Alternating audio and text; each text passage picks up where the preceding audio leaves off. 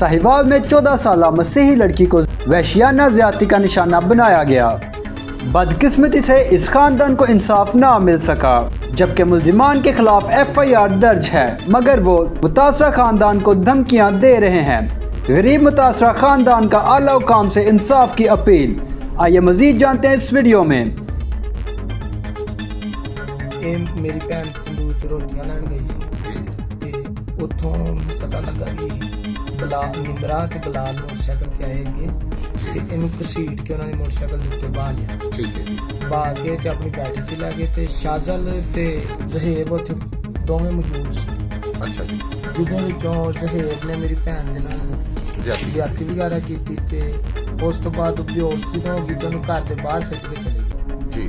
ਜਿੱਥੇ ਉਹ ਸਾਡੇ ਨਾਲ ਰਿਸ਼ਤੇਦਾਰਾਂ ਦੇ ਲੱਗਦੇ ਆ ਤੇ ਉਹ ਉਦੋਂ ਘਰ ਆਏ ਸੀ ਤੇ ਉਹਨਾਂ ਨੇ ਨਾ ਦੇਖਿਆ, ਉਹਨਾਂ ਨੇ ਕਿਹਾ ਤੁਹਾਡੀ ਕੁੜੀ ਬਾਹਰ ਬੂਹੇ ਤੇ ਪਈ ਹੋਈ ਹੈ। ਉਦੋਂ ਸਾਨੂੰ ਪਤਾ ਲੱਗਾ ਤੇ ਇਸ ਤੋਂ ਇਲਾਵਾ ਐਲੇ ਮਹੱਲਾ ਵੀ ਪੂਰਾ ਇਕੱਠਾ ਹੋ ਗਿਆ ਤੇ ਸਾਰਿਆਂ ਨੇ ਦੇਖਿਆ ਵੀ ਇਹ ਕੀ ਮਾਮਲਾ ਹੋਇਆ ਤੇ ਉਹ ਕੁੜੀ ਨੂੰ ਹੋਸ਼ ਹੀ ਨਹੀਂ ਸੀ ਤੇ 155 ਤੇ ਕਾਲ ਕੀਤੀ ਆ।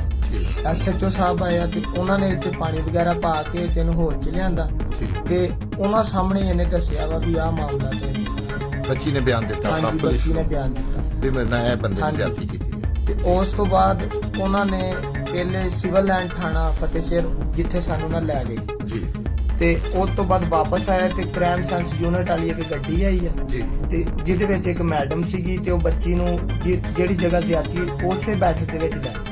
ਅੱਛਾ। ਜਿਹਦੇ ਵਿੱਚ ਮੌਕੇ ਤੇ ਲੈ ਗਏ ਜਿੱਥੇ ਜਾਏ ਵਕੂਆ ਤੇ ਲੈ ਗਏ। ਹਾਂਜੀ, ਉਸ ਮੈਡਮ ਨੇ ਦੇਖੋ ਬਿਆਨ ਵਗੈਰਾ ਲੈ ਪਤਾ ਨਹੀਂ ਕੀ ਲੈ, ਸਾਨੂੰ ਨਹੀਂ ਇਸ ਗੱਲ ਦਾ ਪਤਾ ਜੀ।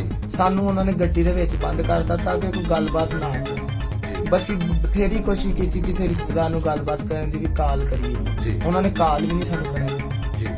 ਤੇ ਅੱਕ ਕੇ ਫਿਰ ਅਸੀਂ ਉੱਥੋਂ ਉਹਨਾਂ ਨਾਲ ਬੋਲ ਬੁਲਾਰਾ ਕੀਤਾ। ਉਹਨਾਂ ਨੇ ਫਿਰ ਸਾਨੂੰ ਗੁੱਸੇ ਚ ਆ ਕੇ ਫਿਰ ਗੱਡੀ 'ਚ ਬੰਦ ਕਰ ਦਿੱਤਾ, ਧਮਕਾਇਆ, ਡਰਾਇਆ ਵੀ।